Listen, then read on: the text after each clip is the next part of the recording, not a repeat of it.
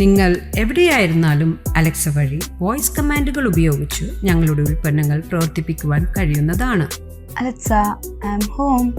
അത് ഫാനായാലും AC ആയാലും window shades പ്രവർത്തിപ്പിക്കുവാനായാലും ഇനി വോയിസ് കമാൻഡുകൾ മാത്രം മതി. ഗസ ഐക്യദാർഢ്യ സദസ്സ് ഫോർട്ട് കൊച്ചിയിൽ വംശീയ അതിക്രമത്തിനെതിരെ പ്രതിഷേധം. ഗസയിൽ ജനജീവിതം ദുസ്സഹമാക്കിക്കൊണ്ട് ഇസ്രായേൽ നടത്തിവരുന്ന വംശീയ അതിക്രമത്തിനെതിരെ ലോകം മുഴുവനും പ്രതിഷേധം അലയടിച്ചുയരുന്ന സാഹചര്യത്തിൽ ഫോർട്ട് കൊച്ചി മേഖല ഗസ ഐക്യദാർഢ്യ സദസ്സ് സംഘടിപ്പിച്ചു. ഫാസിസത്തിനെതിരെ ഇനി മുഖം തിരിച്ചിരിക്കുന്നവരുടെ കണ്ണുകൾ ഇനി എന്നാണ് തുറക്കുക? സ്ത്രീകളെയും കുട്ടികളെയും വരെ ലക്ഷ്യമിട്ടുകൊണ്ട് നടക്കുന്ന വംശീയ ആക്രമണങ്ങൾ ഇന്ന് ഫലസ്തീനിലാണെങ്കിൽ നാളെ അത് നമ്മുടെ നാട്ടിലേക്ക് എത്തുവാനും അധികം താമസമില്ല എന്ന കാര്യം ഓർമ്മപ്പെടുത്തിക്കൊണ്ട് ഉദ്ഘാടകൻ ജില്ലാ വൈസ് പ്രസിഡന്റ് KH സദക്കത്ത് സംസാരിച്ചു.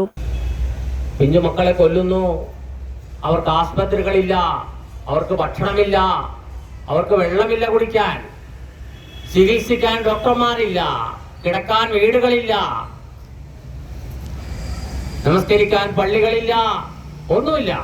പക്ഷേ രണ്ട് കാര്യങ്ങളുണ്ടവർ. അതാണ് അവരുടെ വിജയം. രണ്ട് കാര്യങ്ങൾ അവർക്കുണ്ട്. അതിനെ ലോകത്ത് ഒരു തെമ്മാടി രാഷ്ട്രത്തിനും ഒരു തെമ്മാടിക്കും ഒരു ഭീകരവാദിക്കും തൊടാൻ പറ്റൂല. അതാണ് ഗസയുടെ പ്രത്യേകത. ഒരു ഭീകരവാദിക്കും ലോകത്തുള്ള മുഴുവൻ ഭീകരവാദി രാഷ്ട്രങ്ങൾ ഒരുമിച്ച് കൂടിയാലും ആ രണ്ട് കാര്യത്തെ തൊടാൻ കഴിയില്ല.